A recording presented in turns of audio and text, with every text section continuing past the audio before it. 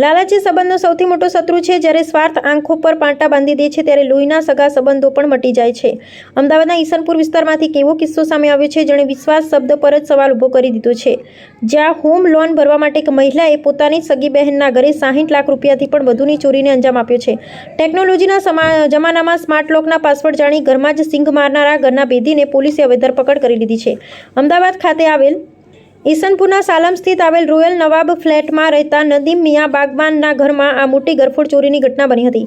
તસ્કરોએ ઘરની તિજોરીમાંથી રોકડ રકમ અને સોનાના દાગીના મળી કુલ 60 લાખથી પણ વધુના મુદ્દામાલ પર હાથ સાફ કર્યો હતો. ઘટનાની ગંભીરતા જોઈ પોલીસ તુરંત જ ડોગ સ્ક્વોડ ફિંગરપ્રિન્ટ એક્સપર્ટની મદદથી તપાસનો ધમધમાટ શરૂ કર્યો હતો. તપાસ દરમિયાન પોલીસને જે સત્ય સામે આવ્યું તેણે સૌ કોઈને ચોંકાવી દીધા. આ ચોરી કોઈ બહારના તસ્કરે નહીં પરંતુ ફરિયાદીની પોતાની સગી સાળી એટલે કે પરિચિત મહિલા ફરહાનાઝ દ્વારા કરવામાં આવી હતી. કેવી રીતે આપ્યો ચોરીને અંજામ? સ્માર્ટ લોકનો દુરુપયોગ. આરોપી મહિલાએ ફરિયાદીના ઘરના સ્માર્ટ લોકનો પાસવર્ડ અગાઉથી જ મેળવી લીધો. તિજોરી સાફ કરી ઘરમાં પ્રવેશ કરી તિજોરીનું લોક ખોલી 50 તોલા સોનું જેનું મૂળ કિંમત 60 લાખથી પણ વધુ છે અને રોકડ રકમ ચોરી લીધી. ચોરીનું કારણ આરોપી મહિલા ફરહાનાઝે પોતાના ઘર માટે લીધેલી લોનના હપ્તા ભરવા માટે આ ગુનો આચર્યો હોવાનું કબૂલાત કરી છે. પોલીસે ત્વરિત કાર્યવાહી કરી ચોરીને તમામ સોનાનો મુદ્દામાલ આરોપી મહિલાના મિત્રના ઘરેથી જપ્ત કરી લીધો છે. પોલીસ તપાસમાં વધુ એક ચોંકાવનારી હકીકત બહાર આવી છે. આરોપી મહિલા ફરહાનાઝ અગાઉ પણ પોતાના એક પરિચિતના ઘરે ચોરી કરી ચૂકી છે. જોકે તે સમયે પરિવારજનોએ કોઈ પોલીસ ફરિયાદ નોંધાવી ન હતી. હાલ પોલીસે મહિલાની ધરપકડ કરી છે. આ ગુનામાં તેની સાથે અન્ય કોઈ વ્યક્તિની સંડોવણી છે કે કેમ તે દિશામાં વધુ તપાસ લંબાવી છે. પોતાના જ ઘરમાંથી ચોરી થવાની આ ઘટના સમાજ માટે એક લાલબત્તી સમાન છે. ટેકનોલોજી ગમે તેટલી સ્માર્ટ હોય પણ જ્યારે પોતાના જ વિશ્વાસઘાત કરે ત્યારે સાવચેતી જ એકમાત્ર ઉપાય છે. અહેવાલ હિતેશ ઠક્કર, અમદાવાદ. ગઈ તારીખમાં નવાબ ફ્લેટ રોયલ નવાબ ફ્લેટ છે તેમાં નદીમ મિયા કાસમભાઈ બાગબાન પોતે ફટાકડાના મોટા વેપારી છે.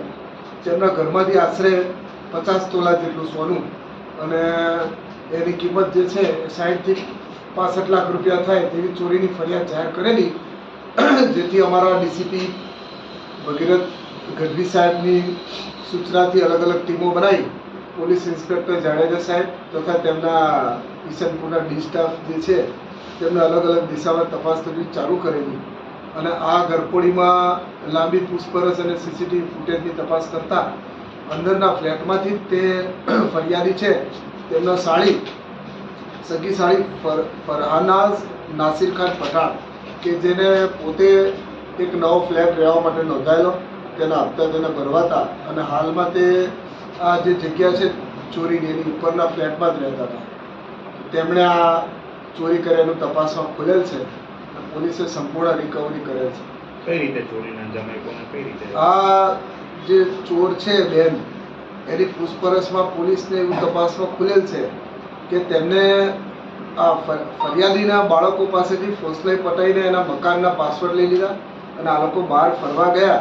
એના ટૂંકા સમયગાળામાં તેમને પાસવર્ડથી મકાન ખોલી અને પહેલેથી જ પોતાની બહેનનું ઘર હોવાથી આ દાગીના કઈ જગ્યાએ રાખેલા છે જાણતી હોવાથી તેણે લઈ અને આને ચોરી કરેલાનું જણાઈ આવે છે.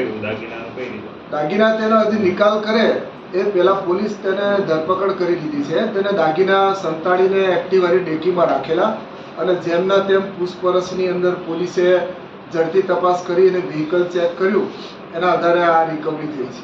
કેટલાની લોન લીધી હતી, ક્યારે લીધી હતી, નાનું પ્લાનિંગ એને કેટલા ટાઈમમાં વિચારી એને લગભગ છેલ્લા 8 થી 10 મહિનાથી એનું પ્લાનિંગ હતું. એણે 14 લાખ રૂપિયાની લોન લીધેલી એક અલગ પોતાનો ફ્લેટ લેવા માટે અને એના હપ્તા એ ભરી શકે તેમ ન હોવાથી તેણે પછી છેલ્લે પોતાની સિસ્ટરના ઘરમાં આ ચોરી કર્યાનું કબૂલ્યું છે. ચોરી કરવા માટે એનો પાસવર્ડ બાળકો પાસેથી જાણવી વાત છે એ બાબતે શું?